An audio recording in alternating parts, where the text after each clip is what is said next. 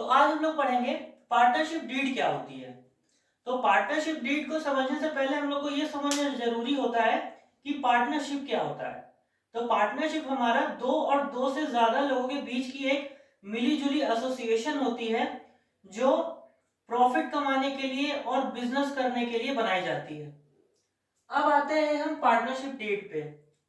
तो partnership deed क्या होता है, सिंपल शब्दों में अगर हम समझें तो पार्टनरशिप डीड हमारा वो रिटन डॉक्यूमेंट होता है जिसमें हमारी पार्टनरशिप की सारी डिटेल्स दी होती हैं।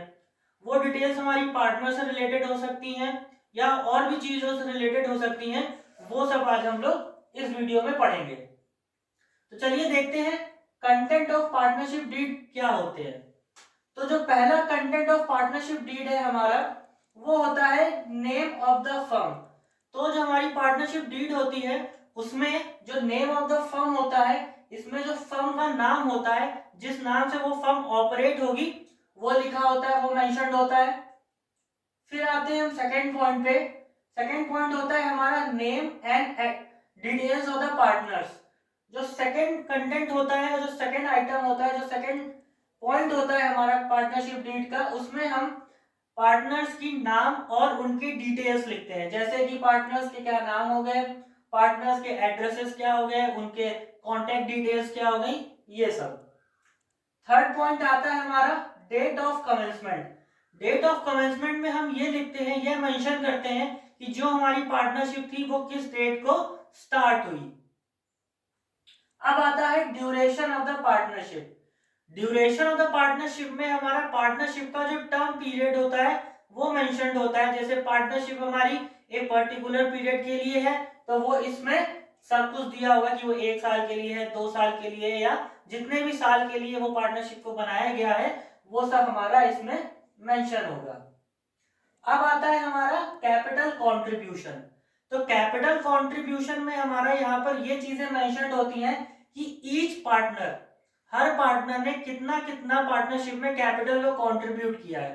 फॉर एग्जांपल, जैसे एक पार्टनरशिप फर्म में ए और बी पार्टनर्स हैं, तो ए ने अगर 50,000 ला रहा है और बी हमारा 40,000 ला रहा है, तो वो पार्टनरशिप डीड में कैपिटल कंट्रीब्यूशन के पॉइंट में मेंशन किया जाएगा। अब आता है profit and loss sharing ratio. Profit and loss sharing ratio clause कहता है कि जो भी बिजनेस में प्रॉफिट्स और लॉस होंगे वो जो पार्टनर्स होंगे वो अपने किस रेशियो में आपस में शेयर करेंगे, वो हमारा पार्टनरशिप डीड में लिखा जाता है। अगर प्रॉफिट एंड लॉस वो पार्टनर्स अपने 1:1 रेशियो में लेना चाहते हैं तो वो भी इसमें मेंशन्ड होगा। अब आता है हमारा इंटरेस्ट ऑन कैपिटल। अगर पार्टनर्स को कैपिटल पे इंटरेस्ट प्रोवाइड किया जा रहा है तो यह भी हमारा पार्टनरशिप डीड में मेंशन करना होता है। अब आता है रेम्युनरेशन टू पार्टनर्स। अगर पार्टनर्स हमारे एंटाइटल्ड हैं, उनको कोई रेम्युनरेशन मिलना है, तो यह भी हमारा पार्टनरशिप डीड के क्लॉज में मेंशन करना होता है। अब आता है बोरोइंग पावर्स।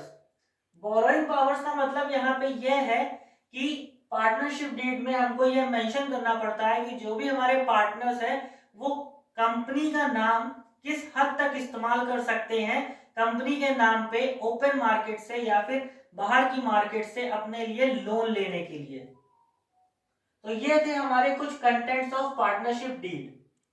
हालांकि इससे ज्यादा भी होते हैं, और भी कंटेंट्स होते हैं पार्टनरशिप डीड के, पर जो हमारे मेन इंपॉर्टेंट पॉइंट्स हैं वो हमारे ये दिए हुए हैं।